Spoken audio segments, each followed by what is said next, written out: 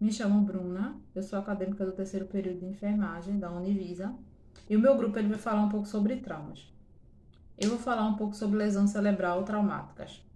Existem diversas classificações para lesões cerebrais traumáticas. Elas podem ser classificadas como penetrantes ou fechadas, dependendo da integridade das meninges. As lesões fechadas, elas representam a maioria das lesões.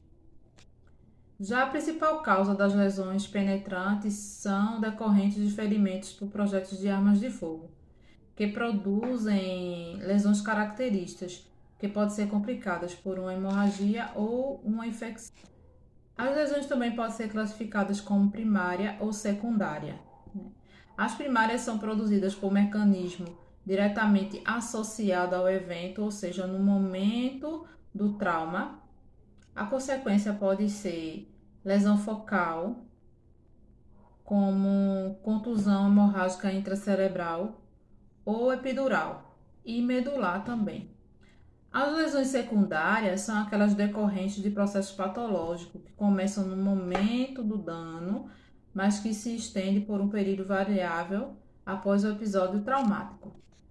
No cuidado ao paciente vítima do TCE, quando ele chega em unidade de emergência, ele é assistido por uma equipe multidisciplinar de saúde, em sua maioria das vezes gerenciado por um enfermeiro, que além de supervisionar, treinar, liderar a equipe, cabe a ele a estruturação, manutenção, organização da sala de emergência. Cabe ao enfermeiro também a sistematização da assistência ao paciente, sendo fundamental em paciente grave, para que possa classificar em que grau de TCL se encontra. Para essa classificação, o enfermeiro utiliza a escala de Glasgow, que obedece a seguinte pontuação: de 15 a 14, leve, moderado de 9 a 13 e grave de 3 a 8, que já é considerado um estado de coma. Essa escala ela foi criada em 1974 por dois médicos na Faculdade de Glasgow, na Inglaterra, como finalidade de avaliar o nível de consciência de tempo de duração das alterações motoras, visuais e verbais. O exame deve ser rápido e conciso, já que normalmente o paciente com TCE são politraumatizados e pode apresentar imprevistos como hipoxia, lesão na coluna vertebral, que deverão ser tratadas adequadamente, né? O início do tratamento é de suma importância para que não evolua o agravamento do TCE. Olá pessoal, me chamo Chayane e vou abordar um pouco sobre a temática de fraturas pélvicas, que são lesões que ocorrem nos ossos do quadril e possivelmente nos ossos adjacentes, o sacro e o cóccix. Eles são causados principalmente por mecanismos traumáticos graves ou por uma fragilidade óssea. A pelve é uma região fundamental, pois protege e sustenta órgãos pélvicos e abdominais, além de possuírem nervos e vasos importantes.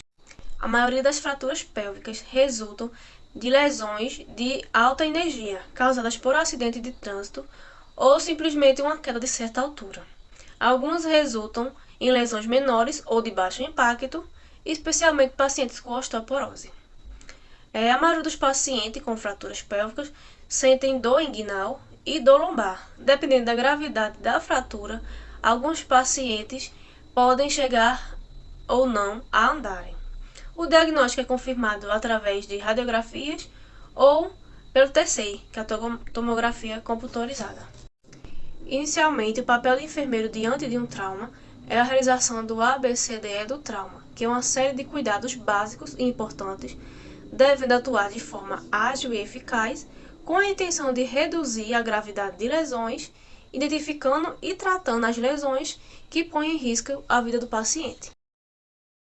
Olá, meu nome é Yukiane e eu sou aluna do terceiro período de enfermagem da Univisa. E eu vou apresentar hoje o trauma torácico. Trauma torácico é qualquer lesão física que afeta a caixa torácica, causada por traumas contusos, como quedas e impactos em geral, e lesões penetrantes, como de arma de fogo e de arma branca, que atinge costelas, coração e pulmões.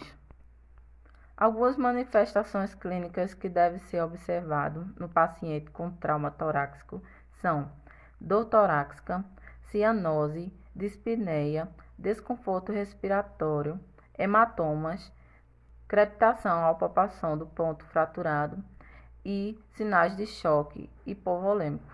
O trauma torácico pode causar fratura de costelas, pneumotórax, que é a presença de ar entre as pleuras parietal, que pode ser simples, hipertensivo e aberto, como também hemotórax, que é a presença de sangue nos espaços pleurais, e o tórax instável, em decorrência de uma fratura localizada em uma ou mais de uma costelas. O tratamento varia dependendo do caso, mas pode ser feita a drenagem pleural, o monitoramento cardíaco, punção descompressiva e assistência ventilatória com a fisiologia da respiração, obedecendo sempre a XABCDE, e o tratamento cirúrgico especializado.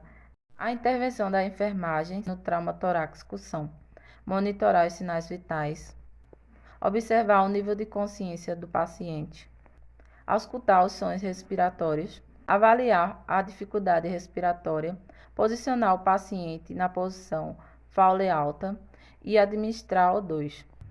Manter vias aéreas com a ventilação e oxigenação, se necessário, e, conforme indicado, preparar o paciente para a inserção do dreno de tórax, tratar o choque e preparar o paciente para a cirurgia. Olá, eu me chamo Caio e eu vou explicar um pouco sobre trauma abdominal. Bom, o trauma abdominal ele é o sofrimento resultante de uma ação súbita e violenta exercida contra o abdômen por diversos agentes causadores, mecânicos, químicos, elétricos ou irradiações. A incidência desse traumatismo vem aumentando progressivamente e sua gravidade é determinada pela lesão de órgãos ou estruturas vitais do abdômen e pela associação com outras lesões, principalmente crânio e tórax. Podemos definir o trauma abdominal também como qualquer lesão física na região do abdômen que pode atingir órgãos e vísceras dessa mesma região, bem como comprometer estruturas adjacentes. Tal lesão pode ser penetrante ou fechada, sendo a fechada a mais comum. Agora, falando um pouco mais sobre essas lesões que eu acabei de citar, a lesão penetrante ela ocorre quando o abdômen é acometido por um objeto contundente, que pode ser uma arma de fogo ou branca, ou quando há alguma abertura que permita a comunicação entre a cavidade interna e o meio externo, que pode ocorrer em situações de empalamento, por exemplo. Nesse tipo de lesão, o órgão mais frequentemente atingido é o fígado, devido à sua posição e extensão no abdômen. Já a lesão fechada, ela ocorre quando o abdômen é lesado sem que haja o contato da região interna do corpo com o ambiente externo, ou quando há lesão de estruturas abdominais sem a presença de um objeto contundente penetrando a região. Nesse tipo de lesão, os órgãos eles podem ser comprometidos por forças de compressão ou cisalhamento. Por compressão, os órgãos eles são esmagados entre objetos sólidos, como por exemplo entre um volante. Já as forças de cisalhamento, elas geram rupturas dos órgãos sólidos ou dos vasos sanguíneos da cavidade, devido às forças de esgarçamento exercidas contra seu ligamento de sustentação. O baço, por ser um órgão friável, ele é bastante acometido nesse tipo de lesão. Sobre o exame, existe o exame físico e é importante seguir algumas etapas. Primeiro, tem a avaliação primária. Nessa avaliação, as lesões abdominais costumam apresentar anormalidades, principalmente nos aspectos da respiração e circulação. E ao menos que haja lesões associadas, o paciente vítima de trauma abdominal apresenta via aérea pérvia. Desta forma, o indicador mais evidente de sangramento intraabdominal é a presença de choque hipovolêmico, de origem desconhecida. Nessa perspectiva, indicativos comuns são choque por hemorragia intraabdominal, variando desde taquicardia leve, com poucos achados, até taquicardia grave, hipotensão marcada, pele pálida, fria e pegajosa. Já na avaliação secundária, o abdômen ele deve ser analisado com mais detalhes e deve envolver principalmente a inspeção e palpação da região abdominal. A palpação do abdômen é realizada para identificar áreas de dor. Essa palpação deve começar de uma região em que o paciente não refira dor e em seguida palpa-se cada um dos quadrantes do abdômen e observa-se a reação do paciente quanto à defesa voluntária, involuntária e a dor à descompressão. Mas atenção que essa palpação ela precisa ser cuidadosa para evitar agravar alguma lesão associada. Durante a ausculta da região abdominal, avaliam-se os ruídos da região, apesar de não ser uma ferramenta muito útil numa avaliação pré-hospitalar, pois não se deve perder tempo tentando se determinar a presença ou ausência de sons, haja vista que não irá alterar o manejo do paciente.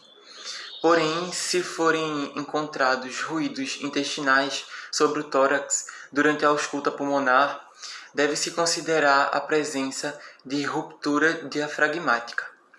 A percussão do abdômen, assim como mencionada na ausculta, caso revele som timpânico ou maciço, não altera o manejo pré-hospitalar. Para concluir, sobre o atendimento, a avaliação da cena deve ser voltada para colher dados importantes da vítima, familiares ou testemunhas sobre o ocorrido para relatar no prontuário e entregar à instituição recebedora. A presença de dor no abdômen nunca deve ser desprezada e a sua inspeção pode evidenciar mecanismos de lesões como equimoses, eviscerações, distensão do abdômen, dentre outros. Como normalmente o tratamento das vítimas de trauma abdominal é cirúrgico, o transporte rápido é essencial e crucial para a vida do paciente. Olá, meu nome é Victor e eu vou falar sobre trauma requimedular. Entende-se como trauma requimedular as fraturas da coluna vertebral que causam lesão ou secção parcial ou total vertebromedular. Os traumas raquimedulares podem ocasionar lesões irreversíveis à medula espinhal em vários níveis de extensão, afetando funções neurológicas, sensitivais e motoras, além de afetar o modo de vida do lesionado, podendo também levar ao óbito.